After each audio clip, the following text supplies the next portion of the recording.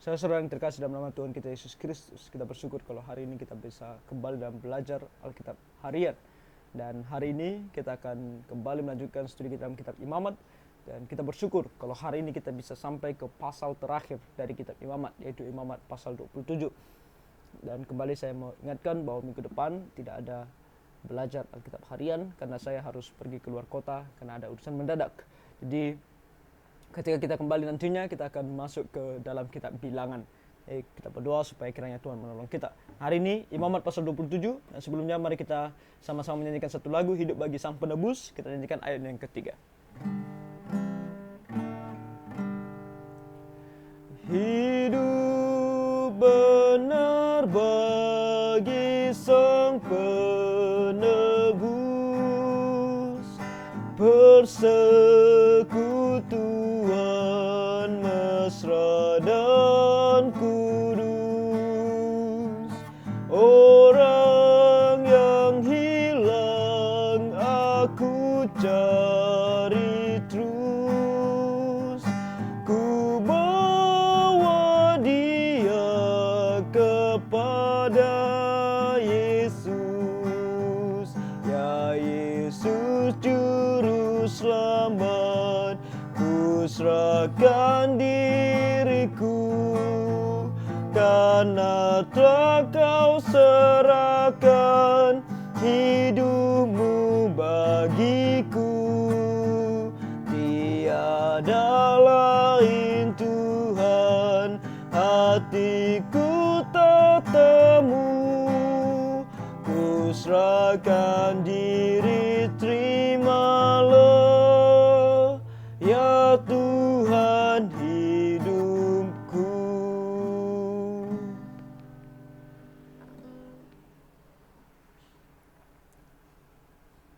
Tuhan mau kita hidup bagi Dia. Mari kita sama-sama membaca Imamat pasal 27. Kita buka Alkitab kita dan kita baca bersama-sama, dan kita akan mencoba mengerti dan mengaplikasikan dalam hidup kita sebagai orang Kristen. Mari kita melihat ayat 1 dan 2, dikatakan Tuhan berfirman kepada Musa, berbicaralah kepada orang Israel dan katakan kepada mereka, apabila seorang mengucapkan nazar khusus kepada Tuhan mengenai orang menurut penilaian yang berlaku untuk itu. Nah, sebelum kita lanjut, ini adalah mengenai hukum, mengenai sumpah atau nazar atau janji persembahan yang mau diberikan kepada Tuhan. Dan Tuhan di sini berbicara kepada orang Israel, kalau kamu mau bernazar kepada Tuhan, apa yang harus kamu berikan. Dan nanti kita akan lihat juga bahwa ada persembahan atau hal yang kamu tidak perlu nazarkan tetapi harus kamu lakukan. Oke? Dan ada yang tidak boleh kamu nazarkan sama sekali. Dan di sini kalau kamu mau menazarkan sesuatu, kalau kamu bilang aku mau menazarkan sesuatu, nilai dari nazar kamu itu, kalau kamu betul serius untuk mau menazarnya atau memberikannya kepada Tuhan, katakan di sini, maka tentang nilai bagi orang laki-laki dari yang berumur 20 tahun sampai yang berumur 60 tahun, nilai itu harus 50 shikal perak ditimbang menurut shikal kudus. Nah, apa ini shikal perak? Nah, shikal perak di sini bisa dikatakan bahwa satu shikal pada masa tersebut adalah gaji orang bekerja pada umumnya dalam 1 bulan. Oke, jadi kalau dibilang kamu mau memberikan nazar kepada Tuhan, kalau laki-laki yang berumur 20 tahun sampai 60 tahun dikatakan di sini 50 shikal perak. Berarti nilainya itu bahkan sampai 50 bulan kerja buruh. Oke, jadi ini adalah nilai yang sangat besar. Jadi kalau kamu memberikan kepada Tuhan, kamu harus serius. Tuhan katakan, Tuhan di sini tidak meminta, oke, ini bukan yang diperintahkan oleh Tuhan, tetapi kalau kamu sendiri sadar mau memberikannya kepada Tuhan, Tuhan katakan kamu harus memberikan dengan serius. Maka ketika kamu memberikan dengan serius, kamu memberikan dengan nilai yang besar. Oke, ayat 4. Tetapi jikalau itu seorang perempuan, maka nilai itu harus 30 shikal. Kalau perempuan di 20 sampai 60 tahun, 30 shikal saja. Oke, dan di sini kita melihat 5. Ayat kelima, jikalau itu mengenai seorang dari yang berumur 5 tahun sampai berumur 20 tahun, maka bagi laki-laki nilai itu harus 20 shikal, dan bagi perempuan 10 shikal. Jikalau itu mengenai seorang dari yang berumur 1 bulan sampai yang berumur 5 tahun, maka bagi laki-laki nilai itu harus 5 shikal perak, dan bagi perempuan 3 shikal perak. Karena mereka tidak bekerja, mereka masih berada dalam tanggung jawab orang tua. Jadi dengan kebutuhan yang diberikan oleh orang tua kepada mereka, mereka bisa memberikan kepada Tuhan kalau mereka mau. Ayat 7 sampai 8, jikalau itu mengenai seorang yang berumur 60 tahun atau lebih, jikalau itu mengenai laki-laki, maka nilai itu harus 15 shikal, dan bagi perempuan 10 shikal. Tapi jika orang itu terlalu miskin untuk membayar nilai itu, maka haruslah dihadapkannya orang yang dinazarkannya itu kepada imam, dan imam harus menilainya. Sesuai dengan kemampuan orang yang menazar itu, imam harus menentukan nilainya. Jadi jangan berkata, oh aku orang miskin, aku tidak bisa bernazar bagi Tuhan. Jadi kalau kamu memang mengasihi Tuhan dan kamu mau bernazar bagi Tuhan, kamu boleh. Walaupun kamu miskin, kamu pergi kepada imam, imam akan menilai sesuai dengan apa yang bisa, yang betul-betul mampu kamu berikan kepadanya. Kalau misalnya imam melihat bahwa kamu hanya mampu memberikan 1 shikal, berikan 1 shikal.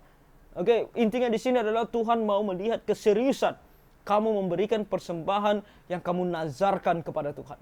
Katakan di ayat 9, jikalau itu termasuk hewan yang boleh dipersembahkan sebagai persembahan kepada Tuhan, maka apapun daripada hewan itu yang dipersembahkan orang itu kepada Tuhan haruslah kudus. Kalau itu hewan itu harus kudus, janganlah ia menggantinya dan janganlah ia menukarnya. Oke, yang mana yang kamu nazarkan kepada Tuhan, itulah dia. Kamu tidak boleh berpikir kembali dan kata, oh mungkin ini terlalu baik, oke aku mau simpan ini supaya aku bisa jual dengan harga yang tinggi, aku ganti dengan yang lain. Tidak boleh. Oke, mana yang kamu nazarkan, itu yang kamu berikan. Yang baik dengan yang buruk atau yang buruk dengan yang baik. Jangan kamu ganti. Tetapi jikalau ia menukar juga seekor hewan dengan seekor hewan lain, maka baik hewan itu maupun tukarnya haruslah kudus. Oke, kedua-duanya harus kudus. Harus tidak bercacat. Jikalau itu barang seekor dari antara hewan haram yang tidak boleh dipersembahkan sebagai persembahan kepada Tuhan, maka hewan itu harus dihadapkannya kepada imam. Dan imam harus menetapkan nilainya menurut baik atau buruknya, dan seperti penilaian imam demikianlah jadinya. Dan jikalau orang itu mau menebusnya juga, ia harus menambahkan 1/5 kepada nilai itu. Jadi maksudnya di sini adalah kalau dia mau memberikan hewan, tapi hewan itu tidak bisa dikorbankan kepada Tuhan, maka hewan itu harus dinilai dengan penilaian atau dengan uang. Oke, diberikan dengan uang. Tapi kalau misalnya setelah dia berikan kepada Tuhan, dia mau menebus kembali. Maka kalau dia menebus kembali, dia harus menambahkan 1/5 kepada nilai itu. Artinya kalau dia mau menebus hewan itu, supaya hewan itu tidak dibunuh, maka dia harus membayar dengan harga hewan itu ditambah 1/5 dari nilai hewan itu. Oke, itu yang dimasukkan di sini. Apabila seorang menguduskan rumahnya sebagai persembahan kudus bagi Tuhan, kalau rumah yang mau diberikan, maka imam harus menetapkan nilainya menurut baik atau buruknya. Dan seperti nilai yang ditetapkan imam, demikianlah harus dipegang teguh. Tapi jika orang menguduskan itu mau menebus rumahnya, maka ia harus menambah harganya dengan 1/5 dari uang nilainya, dan rumah itu menjadi kepunyaannya pula. Jadi kalau dibilang dia memberikan rumah, maka rumah kan tidak dipakai oleh para imam. Mereka akan mau menjual rumah tersebut untuk dipakai untuk pelayanan Tuhan.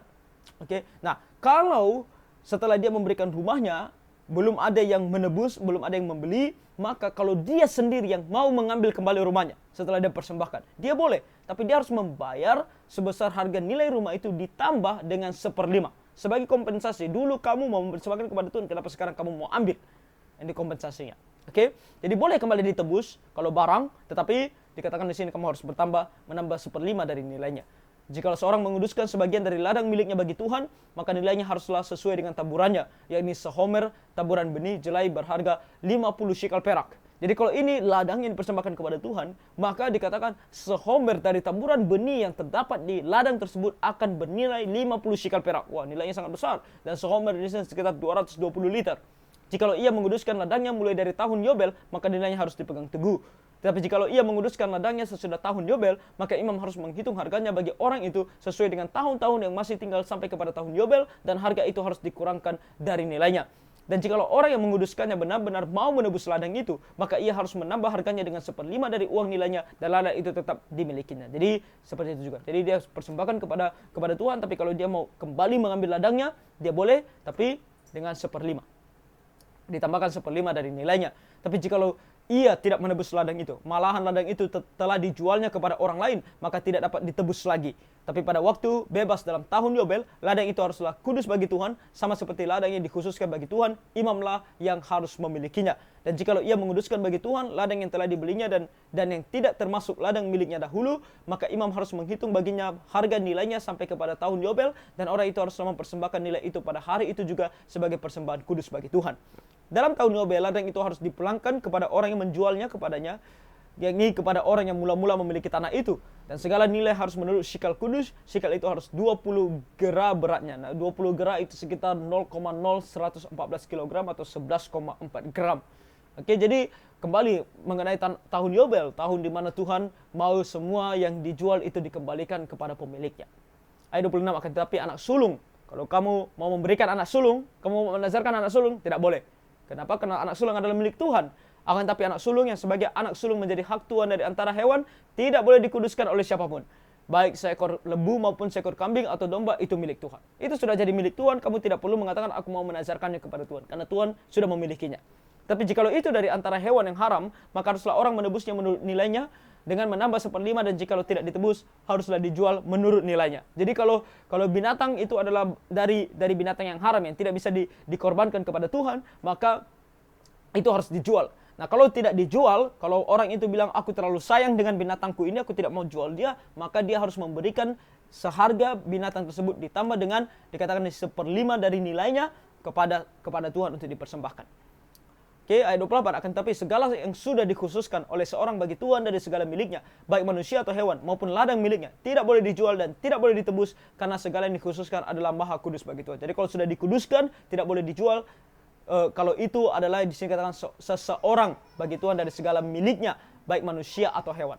Setiap orang yang dikhususkan, yang harus ditumpas di antara manusia, tidak boleh ditebus, pastilah ia dihukum mati. Yang sudah ditentukan, yang melakukan tindakan kriminal dan harus dihukum mati, tidak boleh dibilang, oh aku mau menebus dia supaya dia jangan dihukum mati. Tidak boleh. Kalau memang hukumannya adalah hukuman mati, dia harus dihukum mati.